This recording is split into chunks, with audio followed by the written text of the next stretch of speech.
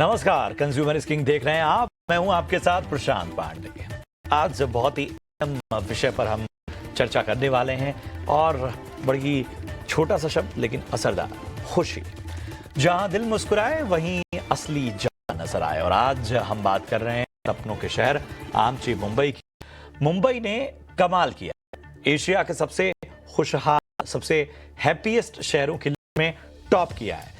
Japan, Seoul, Singapore से बड़े बड़े शहरों को पीछे छोड़ दिया है। दरअसल टाइम आउट मैगजीन के सिटी लाइफ इंडेक्स 2025 में एशिया के 18 से ज्यादा लोगों का सर्वे किया गया और इस बड़े सर्वे में मुंबई ने बाजी मार ली। मुंबई को मिला एशिया का सबसे खुशहाल शहर होने का। यहां तक कि 94% स्थानीय लोगों ने माना कि मुंबई उन्हें सचमुच खुशी देती है। यह सर्वे कई पैमानों पर किया गया, जैसे safety, food, culture, night life, vibes, local experience, और हर पैमाने पर मुंबई ने अपनी जो कहते हैं रेटिंग वो बढ़ाई। लेकिन यहाँ एक बड़ा सवाल उठा है कि सचमुच कोई सर्वे हमारी खुशी का पैमाना हो सकता है या फिर शहर की असली खुशी उसके लोगों की धड़कनों में बसती है। तो खुशी को लेकर हम थोड़ी अलग तरह से चर्चा करेंगे और इसमें हम बड़े सवाल उठा रहे हैं। क्या सिर्फ सर्वे से किसी शहर की खुशी मापी जा सकती है? जी हाँ, क्या सिर्फ सर्वे से किसी शहर की खुशी का पैमाना सही होता है? क्या किसी सर्वे से इसको मापा जा सकता है? एशिया के बाकी शहरों की तुलना में मुंबई वाकई ज्यादा सुरक्षित और पॉजिटिव है? टोक्यो, सियोल, सिंगापुर जैसे ग्लोबल मेट्रो शहर खुशी की रेस में पीछे क्यों रह गए? क्या धीरे धीरे विकास रफ्तार जो है वो कई बार खुशियों को कॉम्प्रोमाइज कर देती है? क्या तेज रफ्तार जिंदगी लोगों को खुश रखती है? यानी कि आप अगर बिजी हैं तो खुश हैं, ताकि आप स्ट्रेस आपके आसपास फटकती है। कहते भी हैं व्यस्त रहो मस्त रहो, लेकिन ये व्यस्त रहना थका भी देता है। तो तमाम बातें हैं और बड़ा ही पेचीदा मसला है। लेकिन मुंबई करों को बताइए, क्योंकि भाई मुंबई ने टॉप किया है एशिया की हैप्पीएस्ट जो लिस्ट आई है उस, और तमाम पैमानों पर हमको बताया कि क्यों टॉप किया है। आज इस पर चर्चा करने के लिए हमारे साथ एक्सपर्ट का पैनल मौजूद है। मैं परिचय करा, हमारे साथ आज चर्चा में शामिल हो रही हैं डॉक्टर एरा दत्ता, जो कि जानी मानी साइकोलॉजिस्ट हैं, मेंटल हेल्थ को बहुत करीब से देखती हैं। डॉक्टर राजेश के पिलानिया, हैप्पीनेस प्रोफेसर, हमारे साथ इस वक्त जुड़े हुए हैं। बहुत बहुत शुक्रिया सर आपका इस चर्चा में जुड़ने के लिए। और हमारे साथ सारस्वत बंदोपाध्याय, जाने माने अर्बन प्लानर, और डॉक्टर संतोष सोनटके, कंसल्टेंट न्यूरोलॉजिस्ट भी इस चर्चा में शामिल होंगे। लेकिन चर्चा की शुरुआत डॉक्टर एरा मैं आपसे ही करूंगा। खुशी, एक तो चलिए मुंबई इसलिए खुश है क्योंकि बिजी है, मुंबई इसलिए खुश है क्योंकि उसे लोकल ट्रेन में सीट भी मिल जाती है, तो वो खुश हो जाती है कि साहब चलो लोकल ट्रेन में सीट तो मिल गई। मुंबई इसलिए खुश है कि कई बार जो है उसकी व्यस्तता के बीच में भी वो परिवार से लेकर अपनी बाकी कमिटमेंट पूरी कर रही है। मुंबई इसलिए भी खुश है क्योंकि सबसे टॉप पे है, महिलाएं यहाँ सुरक्षित हैं। तो जिस शहर में महिलाएं सेफ फील कर रही हैं वो सबसे बड़ा टॉप का पैमाना है इस पूरे एशिया सर्वे में। हमें बताइए कि इस तरह की जो सर्वे, क्या इनको पैमाना मानना बेहतर होगा या इस आजकल डिजिटल एज में थोड़ा अंडर करंट भी समझना होगा कि आखिर लोग सच में खुश हैं या नहीं? For that, सबसे पहले एज अ साइकाइट्रिस्ट मैं लोगों के दोनों पड़ाव देखती हूँ, खुशी वाला भी और ना खुशी वाला भी, यानी कि एकदम ऑपोजिट जिसको हम डिप्रेशन कहते हैं वो भी। इसलिए जब भी हम किसी से बात करते हैं और उनके मूड के बारे में पूछते हैं या उनकी खुशी के बारे में पूछते हैं, पहली बात होती है वो सब्जेक्टिव होती है। तो जी हाँ, ये सर्वेस जो होते हैं सब्जेक्टिव होते हैं। मतलब 100 लोगों से पूछा जाए तो सबकी अलग वे होगी देखने की, but at the same time happiness के लिए बेसलाइन रोटी कपड़ा मकान हम सबको जरूरी है, उसके बाद कुछ सेफ्टी नीड्स हमको जरूरी है, लव बिलोंगिंग नीड्स हमको जरूरी है, डेफिनेटली सेल्फ एस्टीम, मेरा वजूद मेरा काम बहुत जरूरी है, and beyond that comes altruism, यानी कि दूसरे के लिए करना। इसको बोलते हैं मैस्लोज हायरार्की ऑफ नीड्स। तो जहां पे हमारी ये नीड पूरी हो जा रही है, ऑटोमेटिकली हैप्पीनेस कहीं ना कहीं आ जा रही है। बट जैसे आपने कहा ये सब्जेक्टिव है for, but it's a good enough indicator मुझे ऐसा लग रहा है कि मुंबई के बारे में लोग ज्यादा शॉक हो रहे हैं कि कैसे हैप्पीएस्ट सिटी है. I think you have to live it to feel it. And having stayed in Mumbai, I will personally also say that it has the best of all. Yes, lacunae, कमियां हर जगह होती हैं, बट हैप्पीनेस सब्जेक्टिव. कभी 2 रोटी खा के भी भर जाता है पेट, जब बहुत भूख लगी हो, और जब बहुत भूख ना लगी हो तो कुछ भी खिला दी तब भी अच्छा नहीं लगता है. So for sure happiness is a subjective state of feeling and wellbeing. Kapoor का एक गीत याद आता है मुंबई के बारे में कि जख्मों से भरा सीना है मेरा, हंसती है मगर ये मस्त नज़र. और मुंबई ने बड़े दर्द झेले हैं, और मुंबई स्पिरिट जो ये वर्ड है ये अभी समझते हैं. हालांकि उसको अब शायद मुझे लगता है कि नए दौर में नए तरीके से परिभाषित करने की भी ज़रूरत है. कई बार स्पिरिट पे मुंबई कॉम्प्रोमाइज़ भी बहुत करती है, बहुत कुछ झेलती है, बहुत कुछ रहती है. डॉक्टर राजेश खिलानिया हमारे साथ जुड़े हैं, प्रोफेसर हैं, हैप्पीनेस प्रोफेसर. राजेश सर, व्यस्त रहो मुक्त रहो, मतलब ये तो बड़े ज़माने से कहा जा रहा है, और मुंबई सबसे व्यस्ततम शहर है.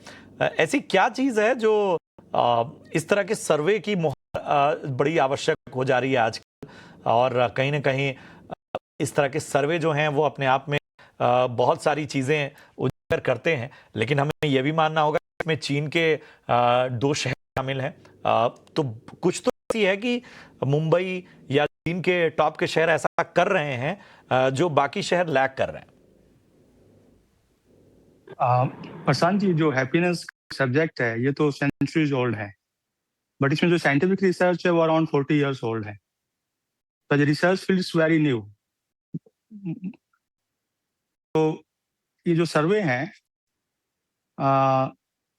उसमें we can from 2 sides. One is nothing than better, but second, generally there are problems with surveys.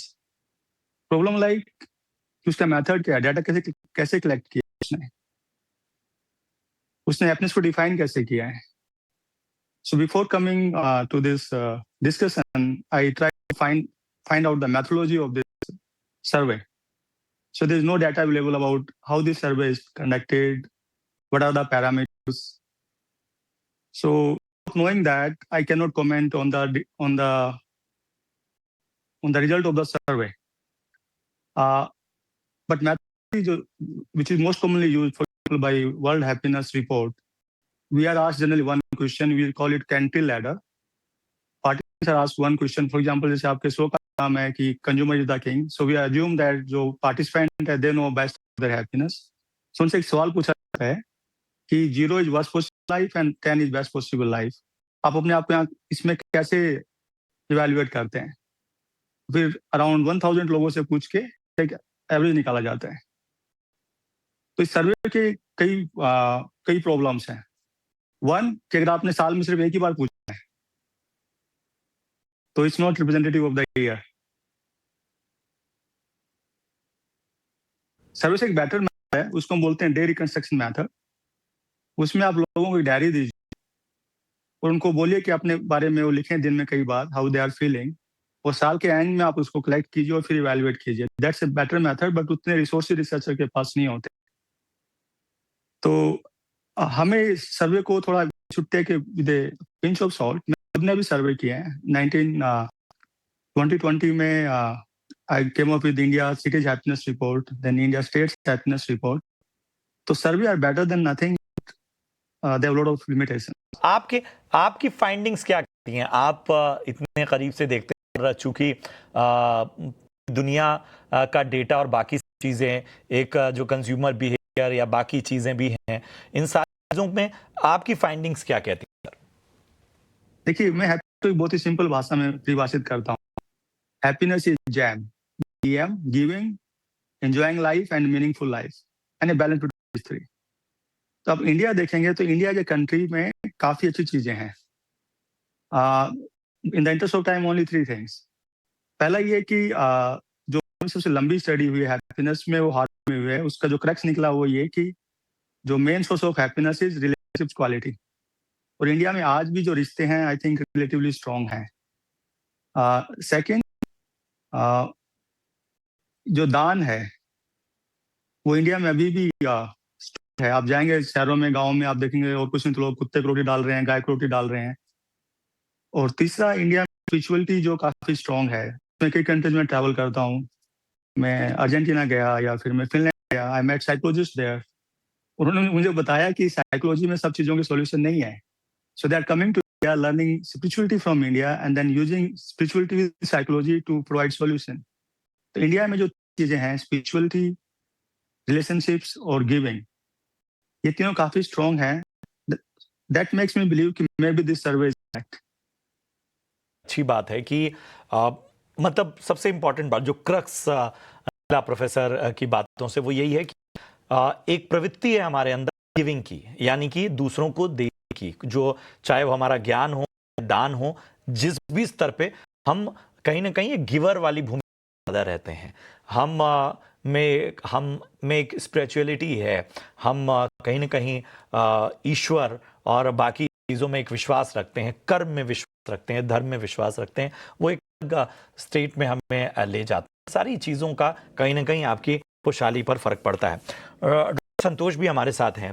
Doctor संतोष, मैं क्लिनिकल टर्मिनोलॉजी में थोड़ा समझना चाहूँगा कि खुश रहने पे होता क्या है, मतलब शरीर में ऐसा क्या है? खुशी जो है वो एक अलग तरीके से बॉडी करती है, और जब हम स्ट्रेस में होते हैं, दबाव में होते हैं, तनाव में होते हैं, गुस्से में होते हैं, तो एक अलग तरीके से बॉडी रिएक्ट करती है। न्यूरोलॉजी में हम 4 हार्मोन्स बोलते हैं जो सारे केमिकल्स रिलीज करते हैं जब हैप्पीनेस होता है। तो they are called dopamine, serotonin, oxytocin और एंडोर्फिन। तो जब हैप्पीनेस होता है मतलब क्या होता है, तो ये केमिकल्स रिलीज होते हैं ब्रेन में, और इस जी तरह से डॉक्टर संतोष, आपकी आवाज बहुत ही रुक रुक के आ रही है, कुछ तकनीकी दिक्कत है, हम इसको ठीक करेंगे। लेकिन शाश्वत बंदोपाध्याय भी हमारे साथ जुड़ चुके हैं। शाश्वत, बताइए कि आप जाने माने अर्बन प्लानर हैं। मुंबई के बारे में एक आता है कि साहब आप मतलब सबसे बड़ी जो चिंता है यहाँ पे वो अर्बन प्लानिंग की ही है। जो बेसिक इंफ्रा है, वो चाहे पॉश इलाके हों, चाहे कोई दूर दराज का इलाका, वहाँ एक चैलेंज बना रहता है। बरसात जब आती है तो एक अलग। ऐसे में अगर मुंबई खुश रह रही है तो उसकी वजह क्या देख रहे हैं आप?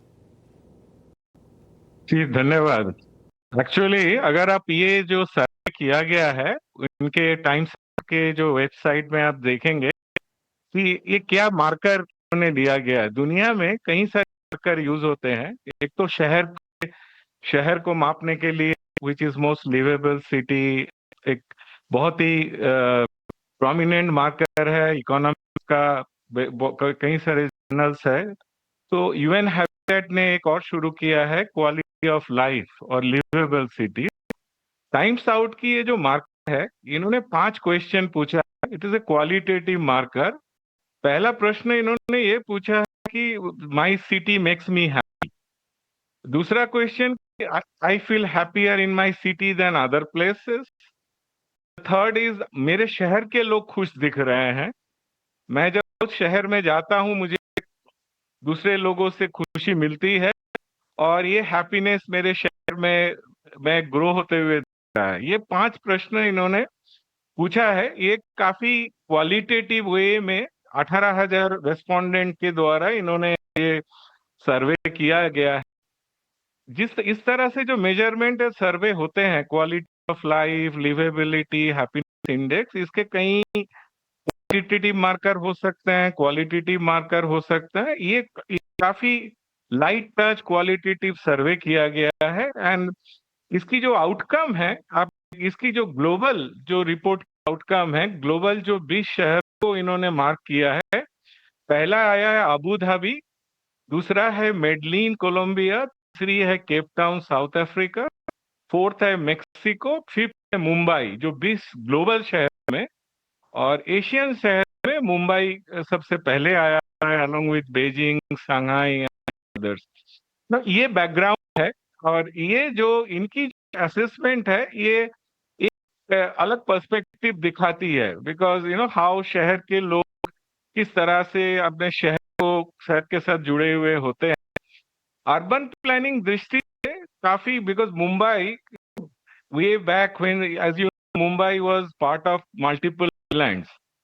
उस जमाने में ब्रिटिश पीरियड में इसको जोड़ा गया था, एक जो वहाँ के आइलैंड को। तो अर्बन प्लानिंग के दृष्टि से मुंबई सबसे पहले 1800 से मुंबई में अर्बन प्लानिंग की इंटरवेंशन हुई है।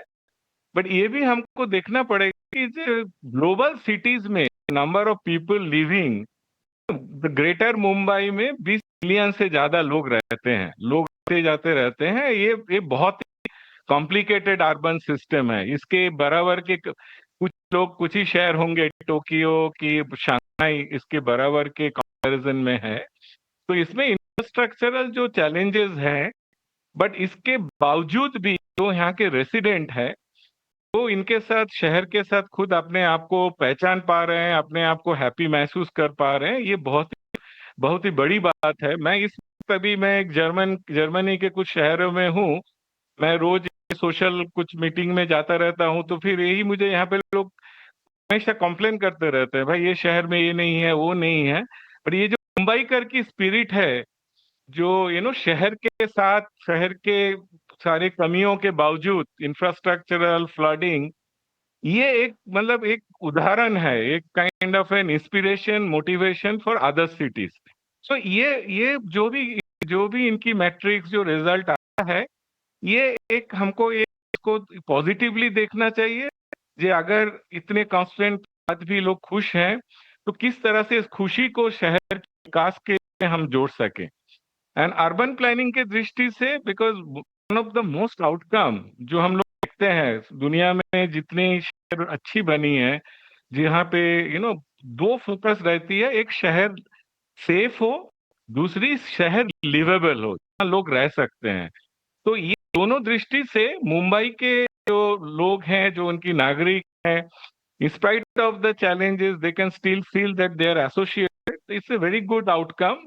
एंड जो शहर के जो प्लानिंग है, शहर के जो एडमिनिस्ट्रेटर्स हैं, इस रिजल्ट को आगे ले जाएं, उस दृष्टि से इसको देखना चाहिए।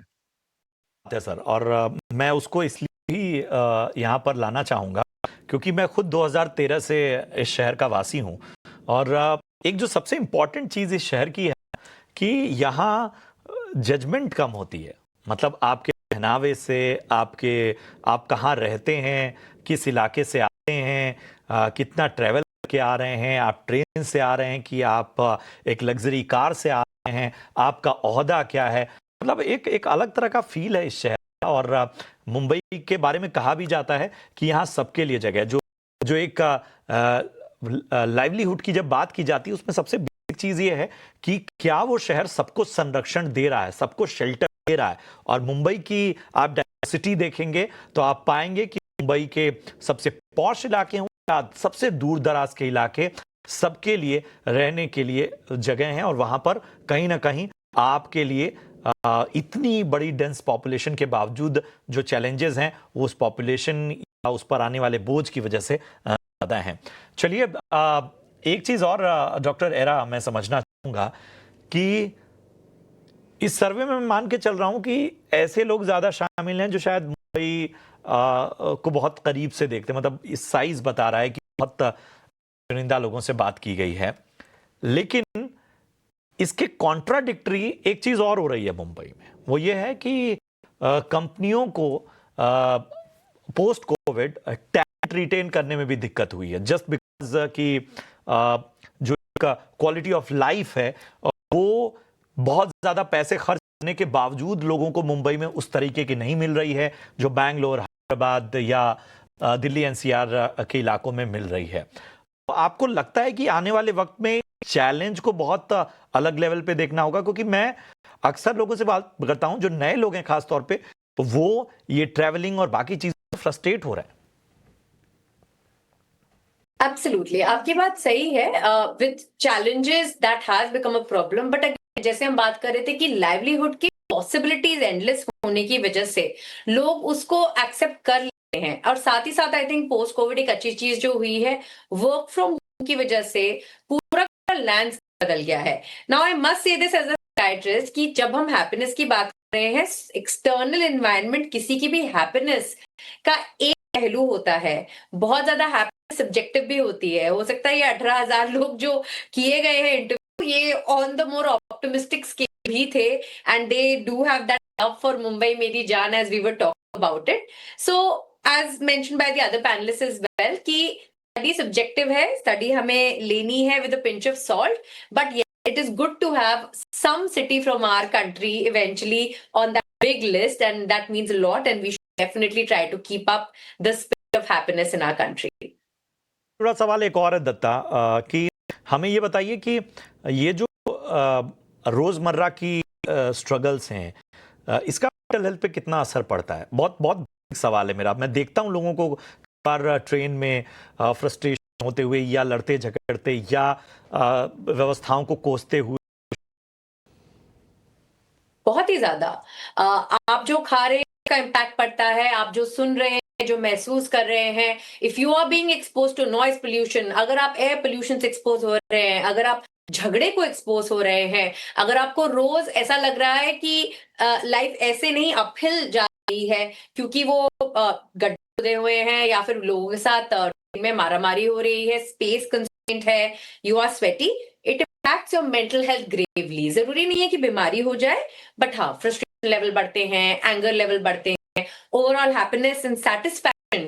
हैप्पीनेस का एक और बहुत की मार्कर होता है सैटिस्फैक्शन विद लाइफ, वो भी कम होती है। So definitely those things are extremely important day to day context. तो बहुत है मुंबई करों में, हालांकि उसके साथ एक आयरनी है कि एम्बिशन भी सबके बड़े हैं। कोई हीरो बनने आ रहा है, कोई बिजनेसमैन बनने आ रहा है, तो एक अलग ही कह सकते हैं कि अलग धारा में चलती है मुंबई, और वो इम्पैक्ट हमें नजर आता है। लोगों के सपने पूरे भी होते हैं, लोगों के सपने चूर भी होते हैं, तो ये सारी चीजें हैं इस शहर में। कोशिश करेंगे एक बार फिर से जुड़ने की डॉक्टर संतोष से। डॉक्टर संतोष तक आवाज पहुंच रही है? हाँ, मेरी आवाज आ रही है? जी जी, अपनी बात जरा पूरी करें। जो मैं बात कह रहा था कि आखिर वो क्या क्लिनिकल टर्म में चीजें होती हैं खुश होने पे और स्ट्रेस होने पे। खुश होने के कुछ हार्मोन्स रहते हैं न्यूरल ब्रेन में, लाइक डोपामिन, सेरोटोनिन, ऑक्सीटोसिन और एंडोर्फिन। ये 4 हार्मोन मेनली रिलीज होने पे अपने को सारे ये सिग्नल्स मिलते हैं हैप्पीनेस के या सैडनेस के। जो इमोशंस बेसिकली प्ले करता है वो ये 4 हार्मोन्स के रिलीज या कम होने से या ज़्यादा होने से होता है। इस ब्रेन के कुछ पार्ट्स रहते हैं, फॉर एग्जांपल प्रीफ्रंटल कॉर्टेक्स, जहाँ पे ये सर्किटरी रहता है, और जिस तरह से ये केमिकल्स रिलीज होते हैं, इस तरह से वो पर्सन परस्यू करता है कि ही इज हैप्पी और ही इज सैड और हिज इमोशंस आर डाउन। तो ये अगर पूछा जाए तो बहुत सारी चीजें 50% of the thing are genetically predispose. कुछ लोग अपन जो बोलते हैं कि ये खुश पर्सन है, तो ये खुश रहता है, इसका मतलब उसके जीन्स में भी पार्ट थोड़ा सा स्ट्रांग रहता है, तो वो एक पार्ट रहता है। लेकिन 40% ऑलमोस्ट 40% सब ट्रेनेबल है।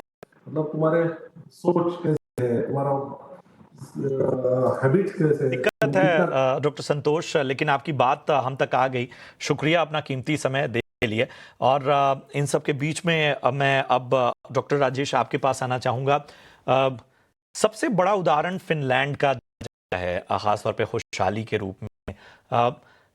मतलब तमाम डेटा या बाकी चीज़ें, क्या ऐसी चीज़ है जो अलग कर रहे हैं? इससे पहले कि मैं आपके सवाल का जवाब दूं, जो हमारे फेलो पैनलिस्ट से जो बात कर रहे थे वो शायद कनेक्शन की वजह से कह नहीं पाए। तो हैप्पीनेस के 3 प्राइमरी सोर्स हैं, जेनेटिक्स, हमारी मेंटल चॉइस, हमारा इन्वायरमेंट। बट रिसर्च सोर्स इन तीनों में जो मैटर करता है वो है हमारी मेंटल चॉइस। अगर हम चूज कर लें कि हमें खुश रहना है, तो हमारे जेनेटिक्स क्या है वो मैटर नहीं करता, हमारा इन्वायरमेंट वो में मैटर नहीं करता। तो जो इस रिजल्ट से जो एक पॉजिटिव चीज लेना चाहिए मुंबईकर्स को या हमको इंडियंस को, कि जो मेरी हैप्पीनेस हो मेरे हाथ में है, मुझे इस पे काम करना है। And why I should worry about happiness, because life में हमें जो 3 चीजें चाहिए, अच्छा हेल्थ, मेंटल फिजिकल हेल्थ, अच्छे रिलेशनशिप्स और अच्छा काम। Documented research again and again, जो लोग खुश होते हैं मेंटल फिजिकल हेल्थ बेहतर होती है, रिश्ते बेहतर होते हैं और काम बेहतर होता है, क्योंकि खुश होते हैं हम कुछ नया सोच पाते हैं, हम प्रोडक्टिव होते हैं। अब आते हैं, आपका सवाल है फिनलैंड के ऊपर। तो जो फिनलैंड को जो रैंक किया गया नंबर 1 हैप्पीनेस में, वो किसी मैट्रिक्स के रैंक नहीं किया गया है। जो एवरी ईयर जो रिपोर्ट बनती है, वर्ल्ड हैप्पीनेस रिपोर्ट जो बनती है, इसमें कोई यूज नहीं होता है। उसमें सिर्फ सवाल पूछा जाता है जिसको हम बोलते हैं कैंटिल लैडर। एक कंट्री में 1000 से सवाल पूछा जाता है। सवाल ये है कि एक इमेजिनरी लैडर है, 0 है वो वर्स्ट पॉसिबल लाइफ है, और जो 10 है वो बेस्ट पॉसिबल लाइफ है। अपने आप को रेट करो, उसका जो एक इंसाइट अपने आप को इवेल्युएट किया, फिर 1000 से पूछा गया उस कंट्री में, उसका फिर लिया जाता है। फिर एवरेज डिफरेंट कंट्रीज का, अराउंड 140 कंट्रीज का, उसके हिसाब से रैंकिंग होती है। तो जब ये रैंकिंग होती है, उसमें कोई मैट्रिक्स यूज नहीं किया जाता। उसके बाद में एक कोशिश आती है आइडेंटिफाई करने की कि ऐसा डिफरेंस क्यों है।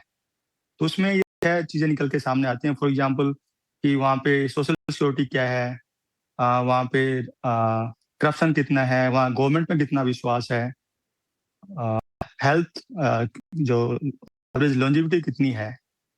तो जो फिनलैंड है, इंटरेस्टिंगली वो हैप्पीनेस नंबर 1 पे आता है वर्ल्ड हैप्पीनेस रैंकिंग में, और जो सुसाइड रेट है उसमें भी वर्ल्ड में लीडिंग कंट्री है।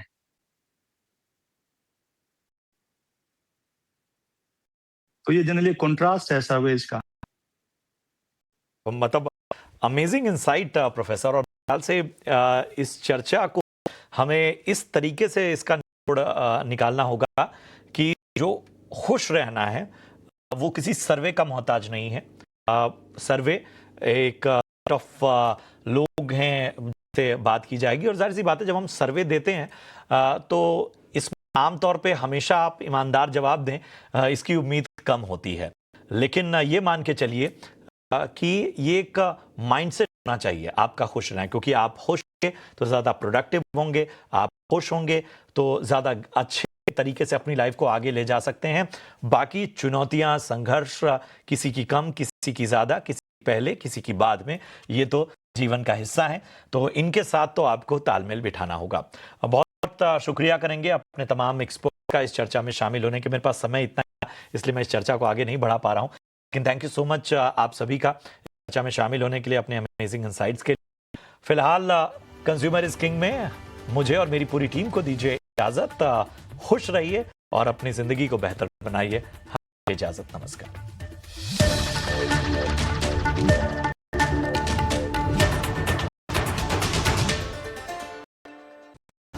In association with SBI.